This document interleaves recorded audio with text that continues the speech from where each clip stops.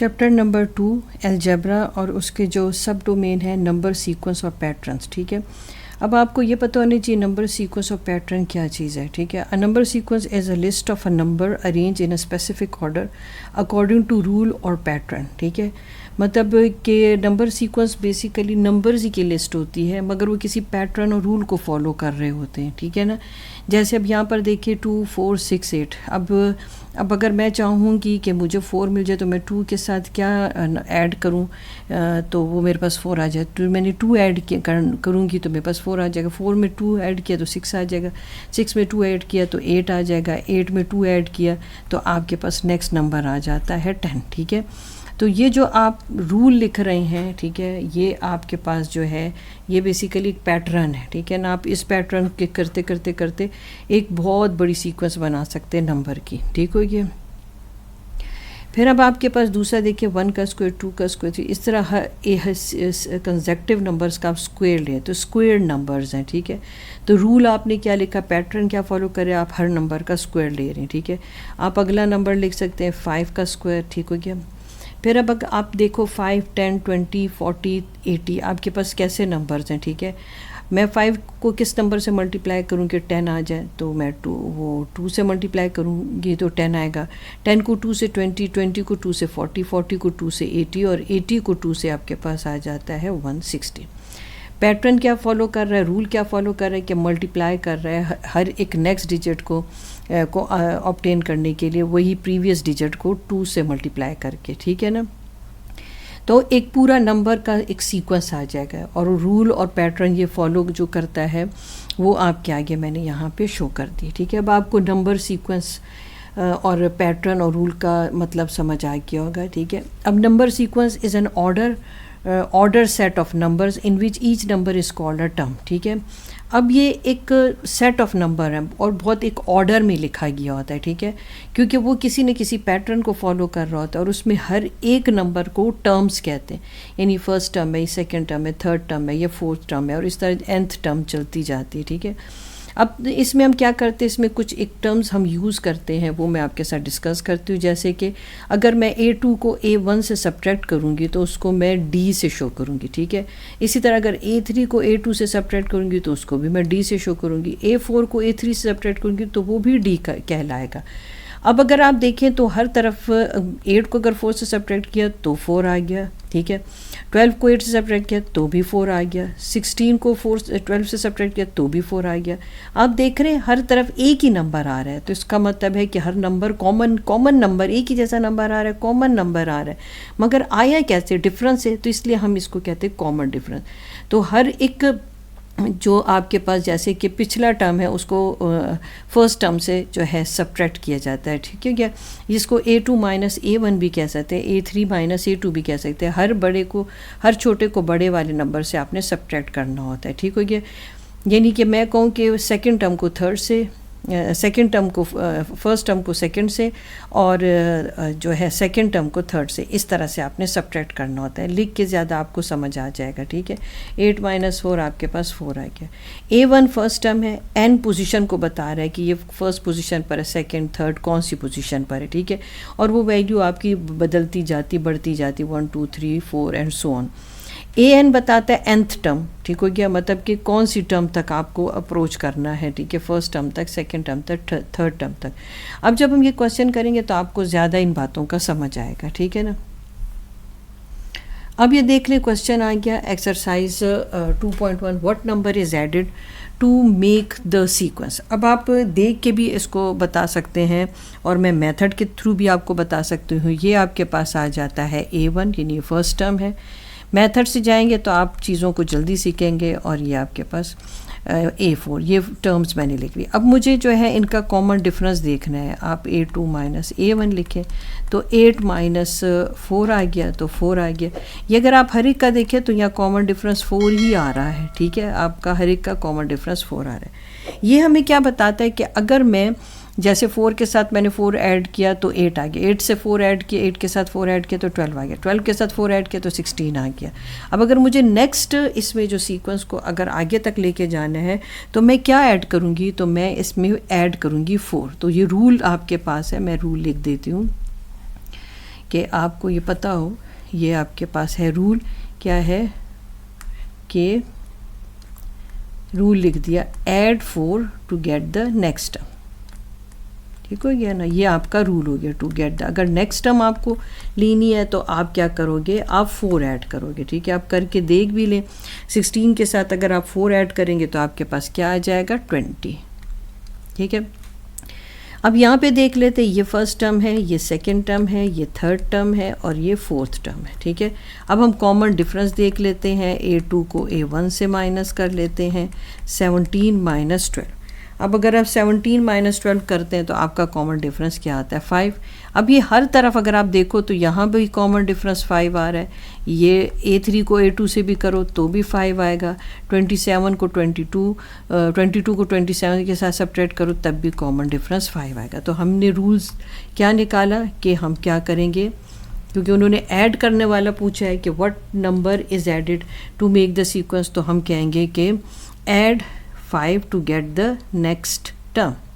ठीक हो गया ना, add 5 to get the next. अब आप 27 के साथ जो है 5 ऐड कर लें और आप बता दें कि क्या नंबर आता है 27 के साथ। जब 5 ऐड करेंगे तो 32 आ जाएगा। ठीक है क्या, अब हम नेक्स्ट क्वेश्चन देख लेते हैं।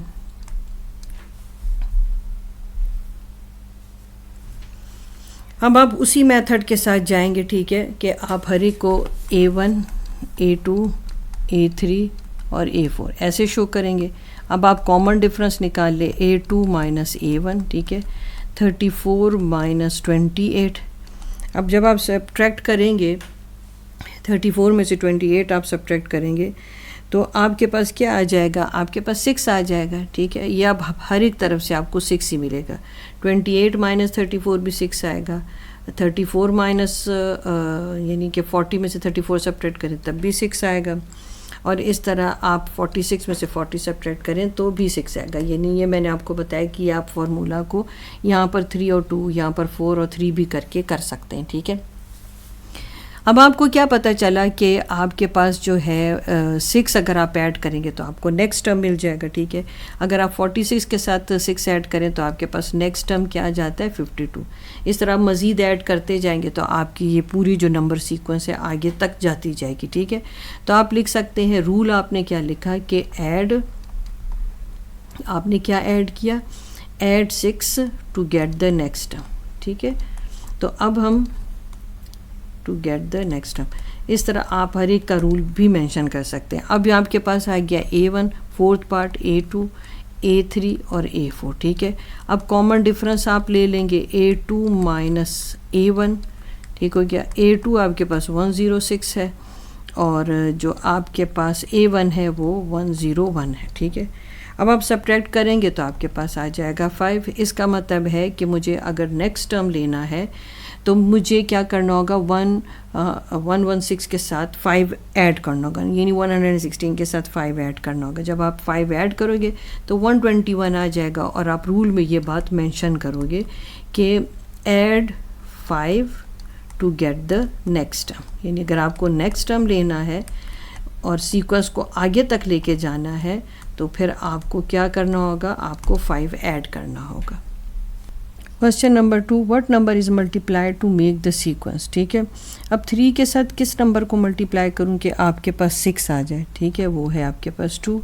इसी तरह 6 2 टाइम 12 है, 12 2 टाइम 24 है, 24 को फिर 2 से मल्टीप्लाई करें तो आपके पास जो है नेक्स्ट नंबर आ जाता है, वो आपके पास आ जाएगा 4 2 टाइम 8 और 2 2 टाइम्स 4। ठीक हो गया, अब आपने रूल लिखना है by multiplying 2 we can get the next term. ठीक है, अब आपके पास है 5 के साथ किससे मल्टीप्लाई करें कि 10 आ जाए, वो है आपके पास 2। इसी तरह 10 को 2 से, 20 को 2 से तो 40 आपके पास है, 40 को 2 से कर लेंगे तो आपके पास 80 आ जाएगा। ठीक है, अब आपने क्या करना है, यहाँ पर लिख भी देना है कि बाय मल्टीप्लाइंग 2।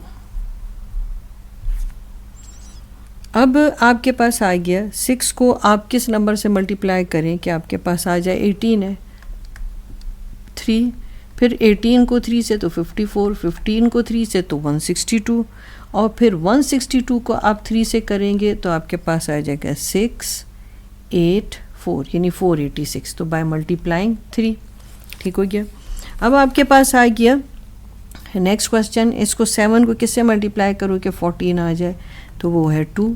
14 को 2 से मल्टीप्लाई करेंगे 28, 28 को 2 से तो 56, और 56 को आप 2 से मल्टीप्लाई करोगे तो आपके पास आ जाएगा 112, यानी 112 आपके पास आ जाएगा। ठीक हो गया।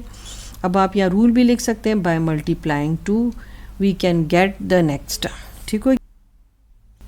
Question 3, use the first 3 pattern to find the rule. ठीक है, अब आपके पास देखिए 52, 57, 62, हमारे पास पहला तो मेथड ये आता है कि हम कॉमन डिफरेंस फाइंड आउट करें। ठीक है, अब जो आपके पास ये फर्स्ट टर्म है ये A1 है, A2 है, A3 है। कॉमन डिफरेंस निकालने का अब आपको तरीका आता है कि आप क्या करोगे, A2 माइनस A1 करें, तो आप 57 में से 52 जब सब्ट्रैक्ट करेंगे तो आपके पास आ जाएगा 5। इसका मतलब रूल आपको क्या पता चला कि टू ऐड 5। ठीक है, अगर हम 5 को ऐड करेंगे तो we can get the next term. ठीक है, अब चलें हम क्या करते हैं, हम 5 ऐड करते हैं और इस तरह से हम नेक्स्ट टर्म जो है वो फाइंड आउट कर सकते हैं। अब 5 ऐड किया, 62 में 5 ऐड करने से आपके पास क्या आ जाता है, 5, 6, 7, तो 67 आ गया। ठीक है, अब 67 में 5 ऐड करें तो आपके पास आता है 72, 72 में 5 ऐड करेंगे तो आपके पास 77 आ गया। ठीक है, अब यहाँ पर नेक्स्ट क्वेश्चन में देख लें तो पहली चीज़ आती है, आप उसको लिखें, टर्म्स लिखें A1, A2, A3। ठीक है, अब कॉमन डिफरेंस फाइंड आउट कर लें, A2 माइनस A1। ठीक है, 85 माइनस 78 है, आपके पास क्या आ गया, 7 आ गया। ठीक है, इस तरह आप हर एक यहाँ पर इन दोनों का कॉमन डिफरेंस 7 ही होगा। इसका मतलब है कि अगर मुझे नेक्स्ट टर्म चाहिए तो मुझे क्या करना होगा, 7 ऐड करना होगा। तो चलें अब आप 7 ऐड करें। अगर 92 में आपने 7 ऐड किया तो आपके पास आ जाएगा 99, और 99 में 7 ऐड किया तो 106 आ जाएगा, और 106 में अगर आपने 7 ऐड किया तो 113 आ जाएगा। ठीक है, हमने रूल भी मेंशन कर दिया यहाँ। क्वेश्चन नंबर 4 हम देख रहे हैं, use the pattern rule to make the pattern. ठीक है, आपको क्वेश्चन फर्स्ट पार्ट दिया है, start at 8 and add 2 each time. ठीक है, अब आपके पास जो फर्स्ट टर्म है वो है 8, और हर एक नेक्स्ट टर्म हासिल करने के लिए आपको इसके साथ 2 को ऐड करना है। ठीक है, तो आपके पास यहाँ आ गया 10। फिर आप थर्ड टर्म के लिए अब क्या करेंगे, 10 के साथ आप 2 ऐड कर देंगे, 12। फिर फोर्थ टर्म के लिए आप 12 के साथ जो है फिर 2 ऐड कर देंगे तो आपके पास आ जाएगा 14। तो आपके पास पैटर्न क्या आ गया, सो द पैटर्न इज़, आपके पास जो ये वैल्यूज़ आई है यही पैटर्न है। ठीक है ना, 8 है, 10 है, 12 आ गया, 14। ठीक है, इस तरह आप आगे भी इसको ले जा सकते हैं। नेक्स्ट पार्ट अब इसका देख लेते हैं, start at 3 and multiply 2 each time. ठीक है, अब हम क्या करेंगे, जो फर्स्ट टर्म है यानी वो आपके पास 3 है, नेक्स्ट टर्म फाइंड आउट करने के लिए आप 3 के साथ 2 को मल्टीप्लाई करेंगे तो 6 आ जाएगा। फिर नेक्स्ट टर्म निकालने के लिए इसके आंसर को फिर 2 से मल्टीप्लाई करेंगे तो 12 आ जाएगा। फिर नेक्स्ट टर्म निकालने के लिए इस 12 को 2 से मल्टीप्लाई करेंगे तो आपके पास आ जाएगा 24। तो फिर आप आंसर कर देंगे, सो द पैटर्न इज़, जो आपके पास यहाँ पर आंसर आया है आप उसको यहाँ पर लिख देंगे। ठीक है ना, क्या पैटर्न आपके पास आ गया, 3, 6, 12 और 24, और इस तरह ये जाता जाएगा। ठीक हो गया। अब हम नेक्स्ट क्वेश्चन देख लेते हैं। अब ये आपके पास फिल इन द ब्लैंक्स है। ठीक है, मेथड आपके पास वही रहेगा। ये आपके पास A1 है, ये A2 है, A3 है। आप कॉमन डिफरेंस देख लें। अब कॉमन डिफरेंस निकालने का तरीका आपको आ चुका है, 10 माइनस 7, तो 10 माइनस 7 से आपके पास आ गया 3। ठीक है, इसका मतलब है कि अब आप 3 ऐड करेंगे तो आपको नेक्स्ट टर्म मिल जाएगा। ठीक है, 13 के साथ 3 ऐड किया तो 16, 16 के साथ आपने 3 ऐड किया तो 19, और 19 के साथ 3 ऐड किया तो 22, और 22 के साथ 3 ऐड किया तो 25। ठीक हो गया ना। अब आपके पास यहाँ पर आ गया A1, A2, A3। ठीक है, आपने कॉमन डिफरेंस देखना है और आपने कॉमन डिफरेंस ही के थ्रू जो वैल्यू आएगी आप उसको यूज़ करेंगे। तो आपके पास आ गया 6। ठीक है, अब 18 आपके पास कॉमन डिफरेंस क्या आ गया, 6 आ गया। अब 6 के साथ आपने 6 ऐड किया तो 12 आ गया, 12 के साथ 6 ऐड किया तो आपके पास 18 आ गया, 18 के साथ आपने 6 ऐड किया तो 24 आ गया, और आपने 24 के साथ 6 ऐड किया तो आपके पास 30 आ गया, 30 में 6 ऐड किया तो 36 आ गया, 36 में फिर 6 ऐड किया तो 42 आ गया। तो आप यहाँ रूल लिख सकते हैं, यहाँ पर आपने ऐड क्या किया, यहाँ पर आपने ऐड किया था 3 और यहाँ पर आपने क्या ऐड किया, यहाँ पर आपने ऐड किया था 6। क्वेश्चन 5 का थर्ड पार्ट देख लेते हैं, ठीक है। ये A1, ये A2 और ये A3 3 टर्म्स हैं।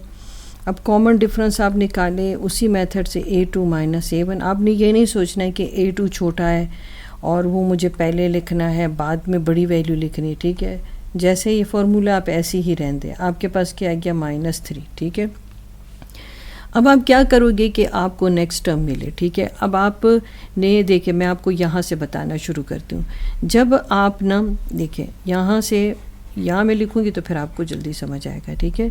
अब देखें, आप अगर 23 में से मैं 3 सब्ट्रैक्ट करूं तो मुझे 20 मिलेगा, 20 में से 3 सब्ट्रैक्ट कर दूं तो मेरे को 17 मिलेगा, 17 में से 3 सब्ट्रैक्ट कर दूं तो मुझे क्या मिलेगा, 14 मिलेगा, 14 में से 3 सब्ट्रैक्ट कर दूं तो मुझे मिल जाएगा 11 और 11 में से -3 सब्ट्रैक्ट कर दूं तो मुझे क्या मिल जाएगा, 8 में से 3 सब्ट्रैक्ट कर दूं तो मुझे, ये तो प्लस है ना, तो सब्ट्रैक्ट करने से मेरे पास क्या हो जाएगा, नेक्स्ट आपके पास टर्म मिल जाएगी 5।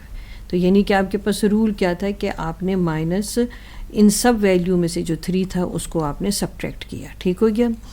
फिर अब यहाँ पर आप नेक्स्ट टर्म अब कैसे निकालेंगे, ये आपके पास जो है D आ गया, ठीक है। ये आपके पास A1, A2 और ये A3, ठीक है। अब हम क्या करते हैं, A2 माइनस A1 बिल्कुल उसी तरह से कर रहे हैं। मैंने 96 को पहले लिखा और 98 को बाद में। अब मेरे पास क्या गया, -2, ठीक है। अब मैंने क्या करना है, 98 में से अगर 2 को मैं सब्ट्रैक्ट करूँ तो 96 आता है। इसी तरह 96 में से 2 सब्ट्रैक्ट करूँ तो 94 आता है, 94 में से 2 सब्ट्रैक्ट करूँ तो 92 आता है, ठीक है। 94 में से 2 सब्ट्रैक्ट किया तो 92 आ गया। इसी तरह 92 में से 2 सब्ट्रैक्ट किया तो मेरे पास आ जाता है 90। फिर 90 में से 2 सब्ट्रैक्ट करूँगी तो मेरे पास आ जाएगा 88 और 88 में से 2 सब्ट्रैक्ट किया तो मुझे मिल जाएगा 86, ठीक है। जब आप ये सब कुछ कर चुकेंगे तो फिर आप ये जो वैल्यूज़ आपने नीचे लिखी है आप इसको हटा सकते हैं, ठीक है, क्योंकि आपने जो रूल जो था वो फाइंड आउट कर लिया और उसी के बेसिस पर आपने ये ब्लैंक्स जो थे फिल कर लिए, ठीक है। अब आप आंसर कर सकते हैं कि आपने कैसे नेक्स्ट टर्म जो है ऑब्टेन की है। आपने 2 सब्ट्रैक्ट किया, ठीक है, आपने 2 को सब्ट्रैक्ट किया तो आपको नेक्स्ट टर्म मिला, मगर उन्होंने आपसे रूल पूछा नहीं तो फिल इन द ब्लैंक्स है। Exercise 2.1 question number 6 find the journal term of the following number sequence। अब आपको ये नंबर्स गिवन है 6, 13, 20 और 27। आपने इसके लिए एक जर्नल जो है फॉर्मूला जो है बनाना है, ठीक है। अब हम कैसे करेंगे कि आपके पास ये जो वैल्यू है ये आपके पास फर्स्ट टर्म है, इसको A1 से, इसको A2 से, इसको A3 और इसको A4 कहेंगे। अब पहले आप पैटर्न फाइंड आउट करेंगे। पैटर्न फाइंड आउट करने का तरीका ये कि आप कॉमन डिफरेंस लेंगे। अब कॉमन डिफरेंस जब आप लोगे तो वो D से शो करोगे और जो आपके पास सेकेंड वैल्यू से फर्स्ट को सब्ट्रैक्ट कर सकते हैं, थर्ड वैल्यू में से सेकेंड को सब्ट्रैक्ट कर सकते हैं। यानी ये आपके पास ऐसे भी हो सकता है, जैसे A2 माइनस A1 है, आप ऐसे भी लिख सकते हो A3 माइनस A2, ठीक है। आप ऐसे भी लिख सकते हो A4 माइनस A3, ठीक है। यानी कि आपने सेकेंड वैल्यू को, जो नेक्स्ट वैल्यू उसको जो है फर्स्ट वैल्यू से सब्ट्रैक्ट करना है। थर्ड को 4 से कर सकते हैं, थर्ड को जो है थर्ड में से सेकंड को कर सकते हैं और फोर्थ में से थर्ड को कर सकते हैं। तो ये आपकी मर्ज़ी, तो मगर आपको पता होना चाहिए कि कॉमन डिफरेंस लेते कैसे, ठीक है।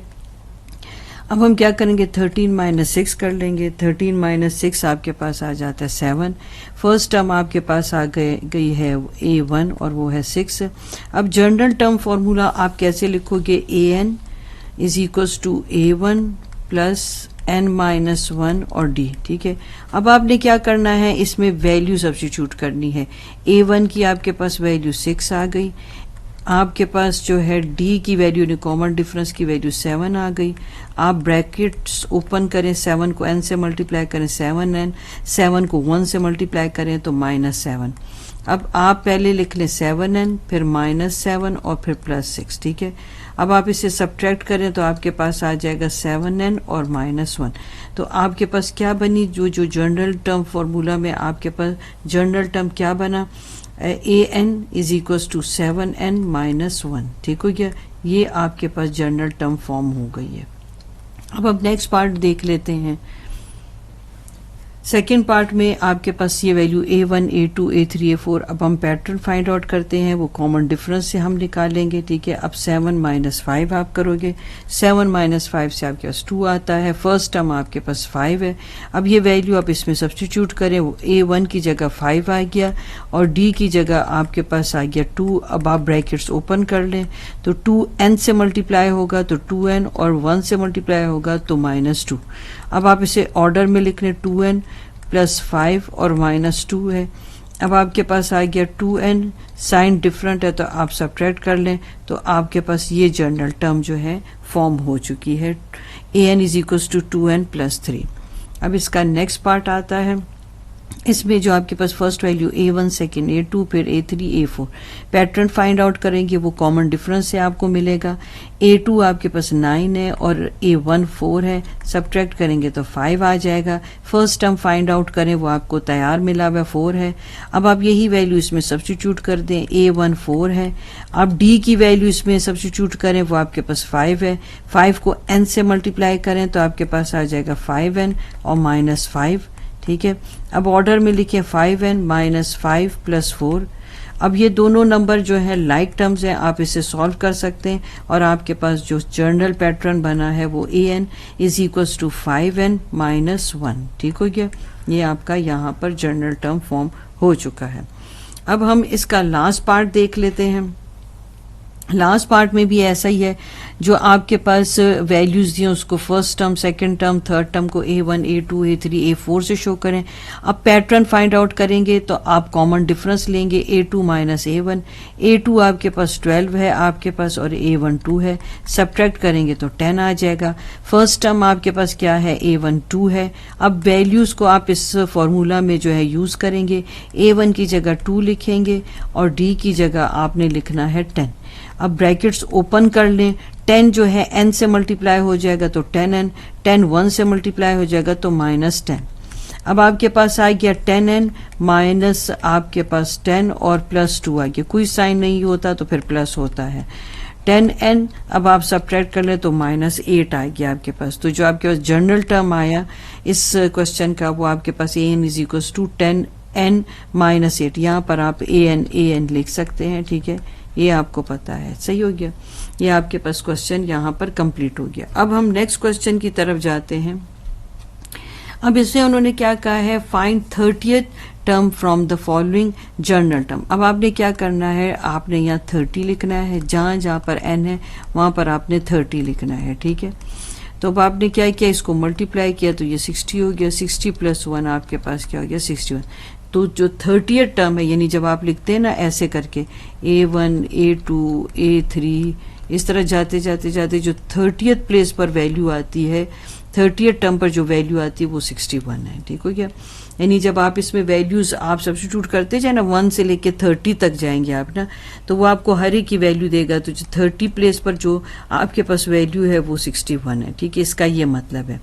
अब यहाँ पर भी आप 30th टर्म फाइंड आउट करेंगे तो जहाँ पर n है वहाँ आप 30 यूज़ करें। तो अब आपके पास क्या आ जाएगा, 3 टाइम्स 9 हो गया। अब आप इसे ऐड कर दें तो आपके पास जो 30th टर्म आ गया वो 94 आ गया, ठीक है। अच्छा, अब आपने यहाँ पे भी इसी तरह करना है, 30th टर्म फाइंड आउट करना है। यहाँ 30 लिखें, यहाँ भी 30 आप लिखें, -2 आ गया। 5 3 टाइम्स आपके पास 15 आ गया। अब इसको आप सब्ट्रैक्ट कर लें तो आपके पास यानी 150 में से 2 सब्ट्रैक्ट किया तो 148 आ गया। तो जो 30th टर्म है आपके पास 148 है। अब यहाँ पर भी आप 30 जो है सब्स्टिट्यूट करें, यहाँ 2n की जगह आपके पास 30 आ जाएगा, ठीक है। 3 है आपके पास 60 प्लस 1 आ गया। आपके पास क्या आ गया, 3/61। जो 30th टर्म है वो आपके पास 3/61 आ गया, ठीक हो गया। अब इसका नेक्स्ट क्वेश्चन देख लेते हैं। अच्छा, the general term of the number sequence are given, ठीक है। क्वेश्चन 8 अब हम कर रहे हैं। List the first 4 term for each sequence. अब आपने हर सीक्वेंस का जो है 4 टर्म्स जो है वो फाइंड आउट करने हैं। तो चलो अब हम कर लेते हैं इसको, ठीक है। पहले हम इसमें 1 सब्स्टिट्यूट करते हैं, जहाँ पर है, तो हमने 4 टर्म्स फाइंड आउट करने हैं इसके। तो 3 + 5 आपके पास आ जाता है 8, ठीक हो गया। अब इसी n की जगह आपने 2 सब्स्टिट्यूट करना है, ठीक है। तो अब आपके पास क्या आ जाएगा, 3 2 × 6 + 5, तो ये आ गया 11। अब आपने इसकी जगह 3 सब्स्टिट्यूट करने, जहाँ पर n था तो 3, यहाँ पर n की जगह अब 3 आ जाएगा। तो 3 3 × 9 और +5, तो जब आप इसे ऐड करेंगे तो आपके पास आ जाएगा 14। फिर आपने 4, क्योंकि 4 वैल्यूज़ उन्होंने आपसे मांगी है, तो अब इस n की जगह आप 4 लगा लें +5। 3 4 × 12 हो गया, 12 + 5 आपके पास आ जाता है 17। तो आपके पास द 4 टर्म्स आर, आप आंसर कर सकते हैं कि द 4 टर्म्स आर, जो भी आपके पास यहाँ पर आंसर आया है वो लिख लेंगे। द 4 टर्म्स आर 8 11 14 एंड 17, ठीक है। अब इसमें भी आप इसी तरह 4 टर्म्स फाइंड आउट करेंगे, जहाँ पर n है पहले 1 लिखें, ठीक हो गया। तो आपके पास आ जाएगा 8 + 2 आपके पास आ गया 10, ठीक है। अब जहाँ पर n है वहाँ पर 2 यूज़ करें, तो आपके पास आ जाएगा 16 + 2, तो ये आपके पास आ गया 18, ठीक है। अब जहाँ पर n है वहाँ पर आप 3 लगा लें, ठीक है।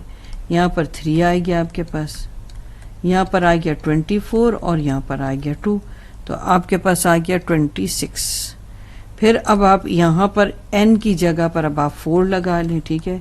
तो आपके पास यहाँ अब 4 आ जाएगा, तो आपके पास आ जाएगा 32 आ गया।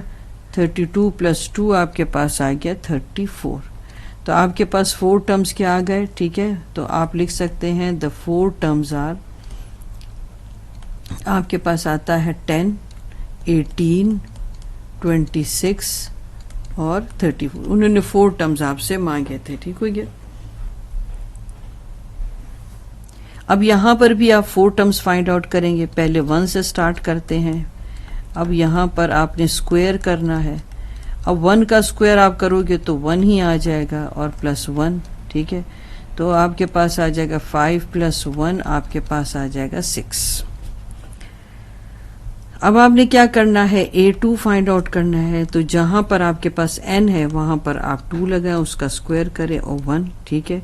ये 5 आ गया, 2 2 × 4 हो गया +1, 5 4 टाइम्स आपके पास आ जाता है 20, 20 + 1 आपके पास आ जाता है 21। अब a3 आप फाइंड आउट कर लें 5, यहाँ पर आप 3 यूज़ करें। अब तो अब आ गया आपके पास 5, 3 3 × 9 और 1, 5 9 × 45 और +1, तो आपके पास आ गया 46, ठीक है। अब आपके पास 4 टर्म आपने फाइंड आउट करना है, तो अब आपने यहाँ पे लिखना है 4 का स्क्वायर लोगे। अब आपके पास आ गया 5 4 4 × 16 और +1 है, 16 5 से मल्टीप्लाई होके आपको देता है 80 और ये +1, तो आंसर आ गया 81। तो अब आपको ये सारे 4 टर्म्स मिल गए हैं, एक आपको 6 मिला, एक आपको 21 मिला, एक 46 मिला और 81। तो आप लिख सकते हैं कि 4 टर्म्स आपके पास क्या हैं, द 4 टर्म्स आर 6 21 46 और 81, ठीक हो गया। तो ये आपका इसका आंसर हो गया। अब आप आ जाए नेक्स्ट पे।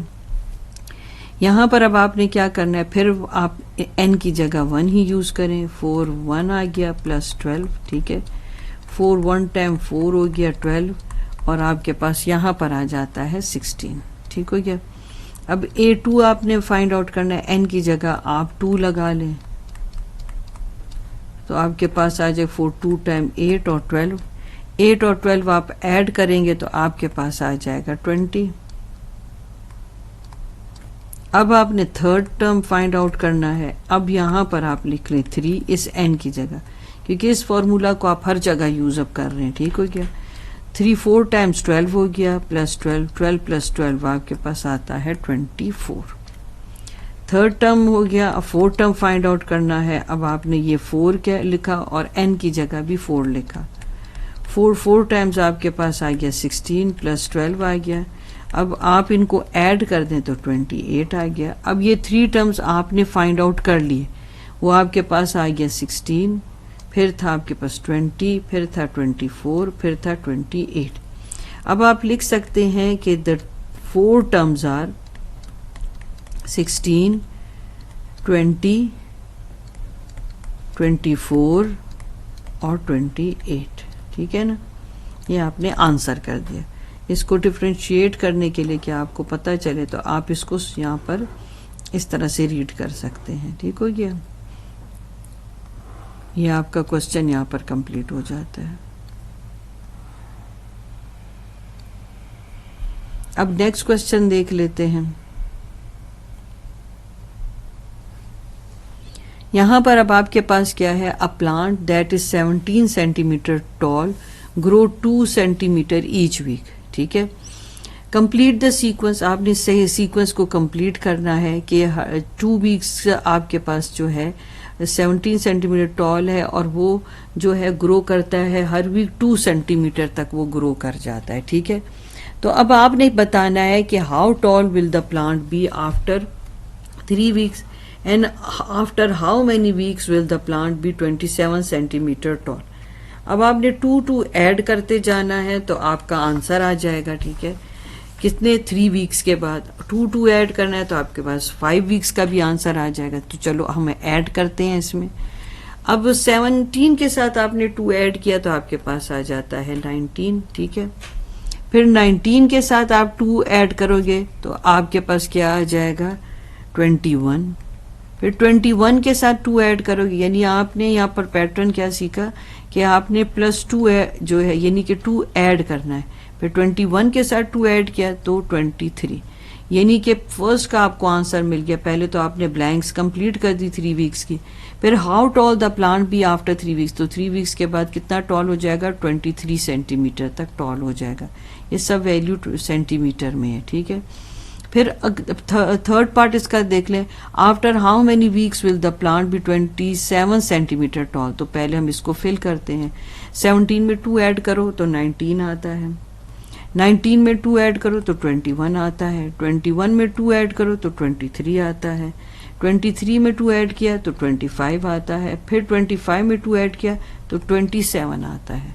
तो हम आंसर इसका कर सकते हैं कि पहले का आंसर क्या 17, 19, 21, 23, यानी 3 वीक्स के बाद वो 23 सेंटीमीटर टॉल हो जाएगा। ठीक है, और after 3 weeks the plant will be 23 centimetre toll. फिर हमने अगला आंसर क्या किया, plant will be 27 centimetre toll after 5 weeks. तो उसने 5 वीक्स का भी आपसे पूछा था, तो 5 वीक्स के बाद वो कितना हो जाएगा 27 सेंटीमीटर टॉल हो जाएगा। ठीक हो गया, अब नेक्स्ट क्वेश्चन देख लेते हैं इसका। Ibrahim solve 5 questions of an exercise in subject of mathematics in 20 minutes. अब आपने क्या करना है, प्लॉट करना है, वो क्या है, कॉलम्स बनाने हैं और इसी तरह ब्लॉक्स बनाने जिसमें आपने वैल्यूज फिल करनी। ठीक है, number of question, time in minutes. तो उसने क्या किया कि 5 क्वेश्चन जो थे उसने सॉल्व किया एक्सरसाइज के और सब्जेक्ट मैथमेटिक्स था और टाइम कितना था 20 मिनट्स में। फिर उसने क्या किया 7 क्वेश्चन इन 30 मिनट्स में उसने सॉल्व किए। फिर 9 क्वेश्चन उसने कितने सॉल्व किए 40 मिनट्स में। What will he solve when will he solve 13 question and 15 question if the pattern is continue also convert this time in 2 hours और मिनट। अब हमसे उसने पूछा है कि अब आप देख रहे हो कि इसमें कितने का डिफरेंस आ रहा है, मतलब 7 में से आप 5 को सब्ट्रैक्ट करें तो आपके पास 2 का डिफरेंस आ रहा है। ठीक है, यानी कि यहाँ पर डिफरेंस आपके पास 2 का आ रहा है। फिर 9 में से आप 7 माइनस करें तो आपके पास कितने का डिफरेंस आ रहा है 2 का डिफरेंस आ रहा है। यानी अगर मुझे 5 के साथ मैं 2 ऐड करूँ तो 7 आता है, 7 के साथ 2 ऐड करूँ तो 9 आता है, फिर 9 के साथ 2 ऐड करूँ तो यहाँ पर 11 आना चाहिए, फिर 11 के साथ मैं 2 ऐड करूँ तो आपके पास क्या आ जाना चाहिए 13 आ जाना चाहिए, 13 के साथ 2 ऐड करूँ तो मेरे पास 15 आ जाना चाहिए। ठीक है, इसी तरह यहाँ पर जो है 10 का डिफरेंस है, तो अगर मैंने इसके साथ 10 ऐड किया तो मेरे पास 30 आया, इसके साथ 10 ऐड किया तो मेरे पास 40 आया, अगर इससे भी मैं ऐड करूँ तो यहाँ 50 आएगा, इसके साथ 10 ऐड करूँ तो मेरे पास क्या आ जाएगा 60 आ जाएगा। यानी 10 का डिफरेंस आपको मिल रहा है। फिर इसके साथ 10 ऐड करें तो आपके पास 70 आ जाएगा। तो उसने आपसे पूछा है ना कि when will he solve 13 question, 13 question 60 minute में सॉल्व करेगा, ये एक आपके पास है। और 15 क्वेश्चन कभी उसने पूछा है कब वो सॉल्व करेगा, कितने टाइम में, 70 जो है मिनट में वो सॉल्व करेगा। अब हम इसे कंप्लीट कर देते हैं। ये देखिए हमने कंप्लीट किया, ठीक हो गया। फिर वो आपसे एक और चीज भी पूछ रहे, also convert this time into our and minute, minute में भी और आवर में भी आपने इस क्वेश्चन को कन्वर्ट करना है, ठीक है। अब चले हम इसे कन्वर्ट करते हैं। हमने टेबल कंप्लीट कर लिया। ही विल सॉल्व 13 क्वेश्चन, जो है 13 क्वेश्चन उसने 60 मिनट्स में किए। 60 मिनट कितने आवर के इक्वल है, 1 मिनट्स में किए। 70 में से 60 निकाले तो वो आपके पास 1 आवर बन जाता है, ठीक है। और पीछे 1 आवर और 10 मिनट्स रह गए आपके पास। तो 1 आवर और 10 मिनट्स में उसने कितने नंबर ऑफ क्वेश्चन, 15 क्वेश्चन जो थे सॉल्व किए, ठीक हो गया।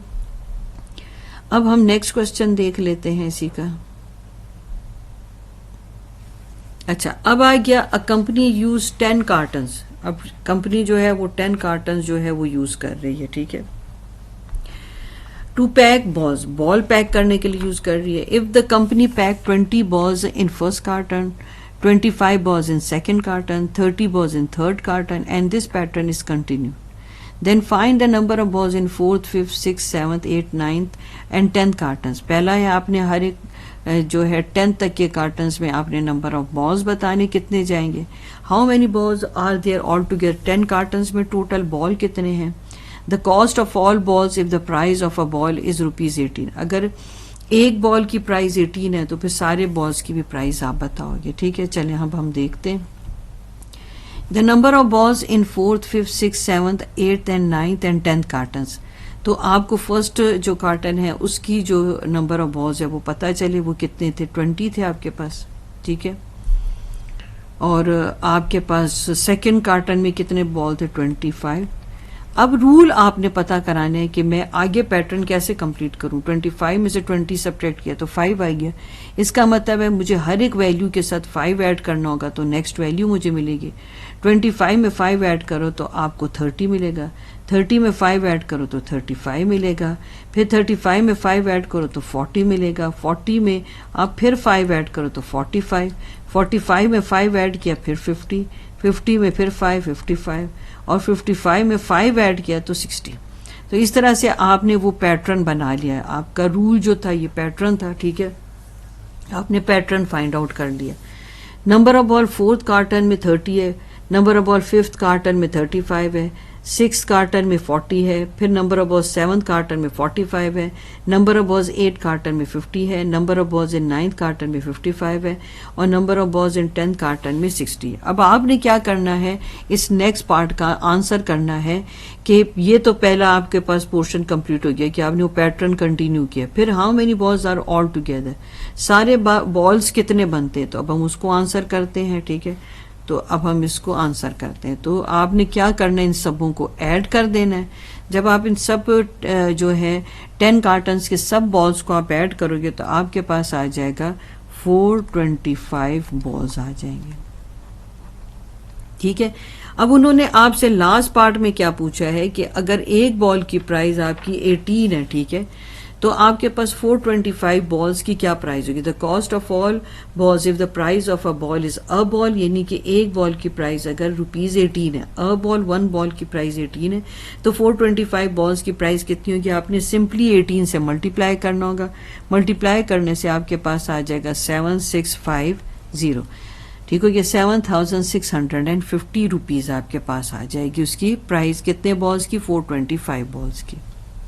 यहाँ पर ये आपकी एक्सरसाइज कंप्लीट हो गई।